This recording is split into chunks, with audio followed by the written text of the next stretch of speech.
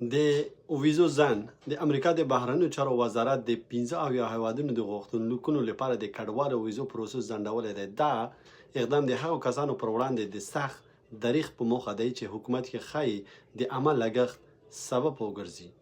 د دې لارښوونې له مخې د امریکا سفارتونه او قونسلګرۍ به د جنوري له 21 څخه د کډوالو ویزو پریکړې ودروي، ترڅو هغه چې وزارت د موجودو کډوالو قانوني له مخې د ارزونې او پلټنې کړنلارې بیا وارزوي.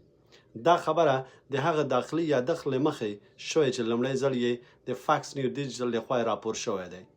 دا اقدام په داسې حال کې کیږي چې متحده ایالات به څو میاشتې وروسته د 2026 نړیوال جام کوربتوب کوي چې نږدې 2 میلیونه ټکټونه لا د مخه د نړۍ له بېلابېلو هیوادونو څخه مینوالو ته پلورل شوی دی.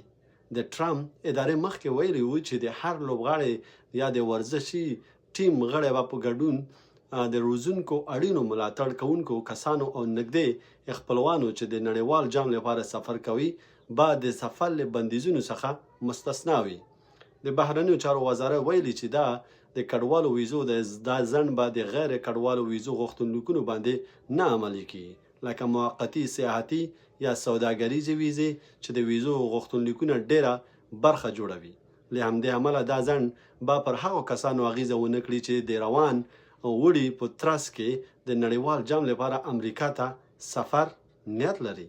د بهرنیو چارو وزارت یو بیان تایید کړه چې اداره د یادو 15 هیوادونو لپاره د کډوالو ویزو پروسس ځنډولی دی.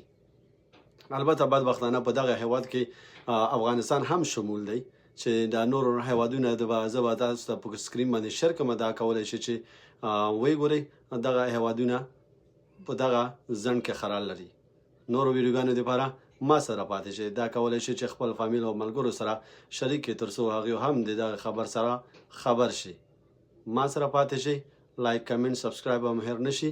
السلام علیکم.